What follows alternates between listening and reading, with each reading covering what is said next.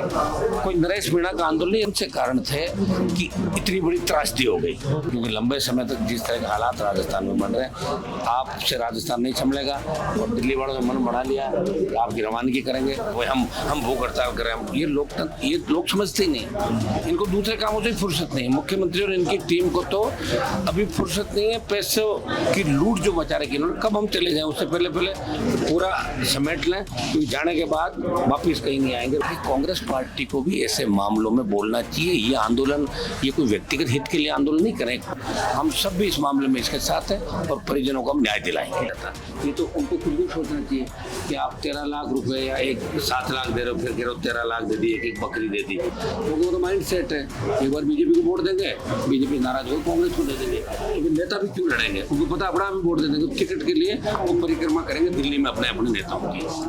कहाँ जमीन मिले उस पर कब्जा करो, रातों रात हटाओ, पता नहीं कब लोग जो पर्ची हमारी वापस चली जा रही है। सही है, भजन लाल जी को ज्यादा दिन बीजेपी के लोग या नहीं रखेंगे, उनको रख दिया तो पंचायत चुनाव में छोपड़ा साहब हो ही जाएगा।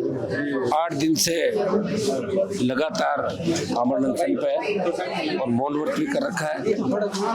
काफी लंबी चौड़ी बात मेरी हुई और लिख के सारी बात बताई। ये जो आंदोलन है ये कोई नरेश मीणा का आंदोलन नहीं। राजस्थान के अंदर हर नौजवान, हर किसान, हर दलित, शोषित, पीड़ित ये चाहता है कि आखिर स्कूल जो गिरी थी उसमें जिम्मेदार कौन थे? क्या स्कूल गिर के 13 लाख मुआवजा देके तीसरी कर ली सरकार ने? उस स्कूल के अंदर जो जर्जर थी वो किसकी परमिशन से चली, वहाँ क्लासेस कैसे लगी? इस मामले को लोकसभा के अंदर हमने मजबूती से बेल के अंदर भी गया था। आपको पता है उदयपुर के डूंगरपुर बांसवाड़ा के सांसद भी थे, नगीना सांसद, हम लोग गए, हमने लोकसभा की कार्रवाई को रोका, स्थगित कराया। आपने देखा होगा पार्लियामेंट के अंदर इन बच्चों को जो झालावाड़ के अंदर स्कूल की छत गिरने से 6 हमारे ट्राइबल के, एक ओबीसी का बच्चा था, 7 बच्चे चले गए, 20 से ज्यादा इंजर्ड हुए। हमने कहा मैसेज सरकार को देना चाहिए कि 1-1 करोड़ रुपए मुआवजा, उन सब के खिलाफ कार्रवाई, इस प्रकरण की उच्च स्तरीय जांच, चाहे जो सरकार सीबीआई जांच करा दे। आखिर वो कौन से कारण थे कि इतनी बड़ी त्रासदी हो गई, ये हम लोग चाह रहे थे। और नरेश मीणा इन सब मांगों को लेके लंबे समय से शहीद स्मारक पे आमरण अनशन कर रहे थे, धरने पे बैठे, तबीयत खराब हो गई और कल इनको अस्पताल लेके आए। और जैसे ही मुझे पता लगा तो आज रेलवे की मीटिंग थी मेरी यहाँ उत्तर पश्चिम रेलवे की, तो मीटिंग अटेंड कर मिलना आया। इस आंदोलन में हमने पहले इनको समर्थन दे दिया था और मैं फिर भजनलाल सरकार से मांग करूंगा कि आप इसके अंदर जो परिजनों को कोई आप भीख नहीं दे रहे हो, आपने जो 5 लाख, 8 लाख, 13 लाख देने की बात कर रहे हो, 1-1 बकरी बकरा देने की बात कर रहे हो, ये शोभा नहीं देता। भजनलाल जी आपकी लॉटरी खुली है, आप अब भी समझ जाओ, क्योंकि लंबे समय तक जिस तरह के हालात राजस्थान में बन रहे हैं, आपसे राजस्थान नहीं संभलेगा और दिल्ली वालों ने मन बढ़ा लिया आपकी रवानगी करेंगे। तो रवाना होने से पहले 1-2 काम ऐसे कर दो ताकि दुआएं इन परिवारों की आपको लगे।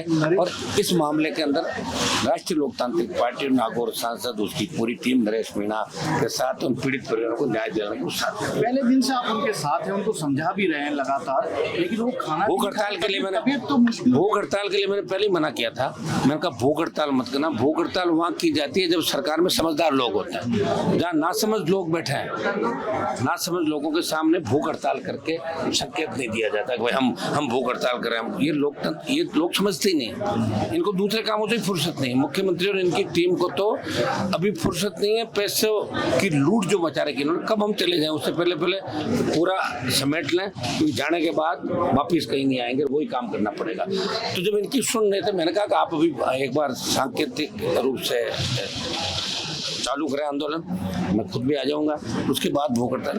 लेकिन उन्होंने कहा कि मैंने मीडिया के सामने पहले भूख हड़ताल की घोषणा कर दी थी, ये भी अपनी जगह सही था, कमिटमेंट था। अभी समझाने की कोशिश नहीं, अभी भी मैंने की, अभी भी मैंने सुनिए, अभी भी मैंने कोशिश की, क्योंकि मैंने एक बार 2097-98 में भूख हड़ताल करी, उसमें भैरू सिंह जी सीएम थे।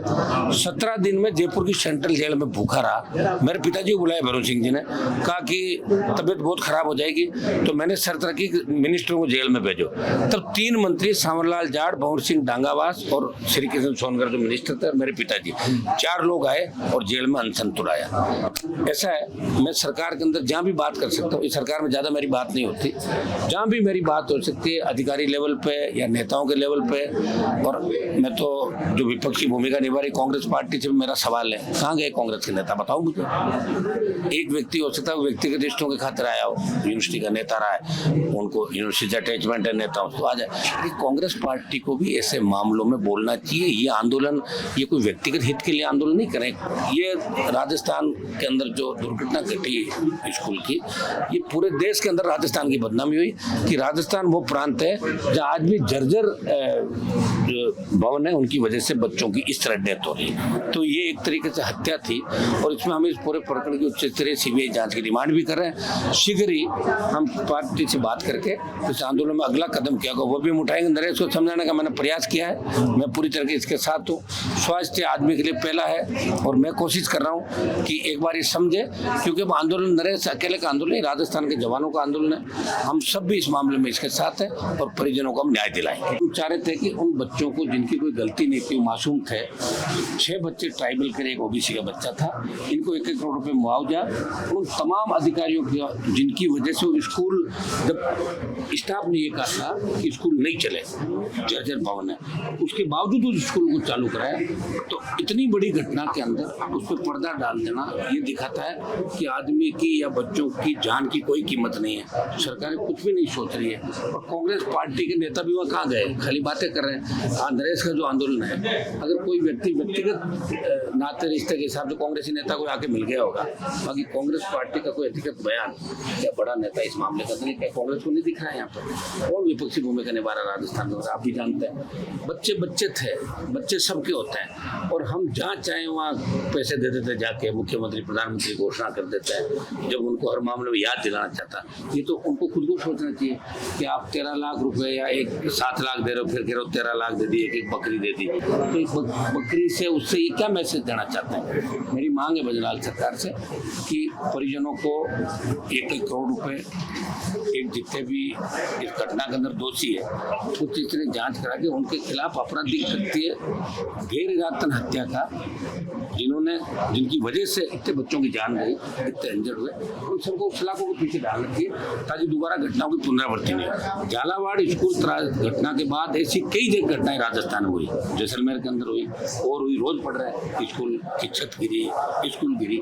अभी भी सरकार कहाँ सोच रही है, पता है सरकार को कुछ करना ही नहीं है। 10 दिन मुआवजे की मांग चलेगी, मुआवजा लिया, लोग घर बैठ जाएंगे। लोग भी सोच कर रहे राजस्थान में, अगर लोग सोचते, लोगों का तो माइंड सेट है एक बार बीजेपी को वोट देंगे, बीजेपी नाराज होगा कांग्रेस को दे देंगे, तो फिर नेता भी क्यों लड़ेंगे, उनको पता अपना भी वोट दे देंगे। टिकट के लिए वो परिक्रमा करेंगे दिल्ली में अपने अपने नेताओं की, अपने अपने गुट के जो लीडर है उनकी सेवा चाकरी करेंगे। ये राजस्थान की बर्बादी का कारण। आप एसआई भर्ती का मामला देख लीजिए, सुप्रीम कोर्ट गए लोग, प्रयास हम कर रहे हैं कि उसके अंदर जीत होगी। नरेश मीणा का जो आंदोलन, सबसे पहले नरेश को यही कहा कि आप एक बार इसको समाप्त करें।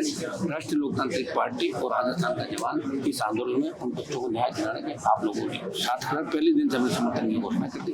आवश्यकता पड़ी तो इस आंदोलन को और बड़े रूप में राजस्थान के अंदर करेंगे और हम मिलकर करेंगे, इसमें कोई दो राय नहीं। पहले भी मैं इनके साथ ही था, क्योंकि मेरे कमेटी का टूर था, मैं बाहर चला गया।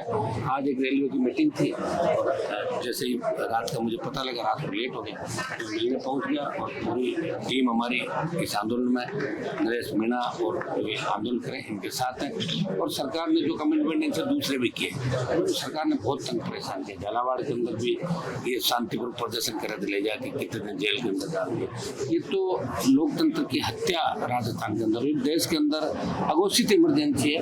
इंदिरा गांधी ने एक बार इमरजेंसी लगाई थी, यहाँ तो रोज इमरजेंसी इस देश के अंदर लग रही है। ये इमरजेंसी के हालात राजस्थान के अंदर बन रहे हैं। भजनलाल और इनका पूरा परिवार, इनके तथाकथित साले जमीनों के धंधे करने में लगे हुए हैं। कहाँ जमीन मिले उस पर कब्जा करो, रातों रात हटाओ, पता नहीं कब लोड जो पर्ची हमारी वापस चली जा रही है। सही है, भजनलाल जी को ज्यादा दिन बीजेपी के लोग यहाँ नहीं रखेंगे, उनको रख दिया तो पंचायत चुनाव में छोपड़ा साहब हो ही जाएगा। और आने वाले टाइम में राजस्थान की जो भैरू सिंह जी के समय 21 या 22-23 सीट आई थी, उससे कम सीट 10 या 12 पे भारतीय जनता पार्टी सिमट जाएगी।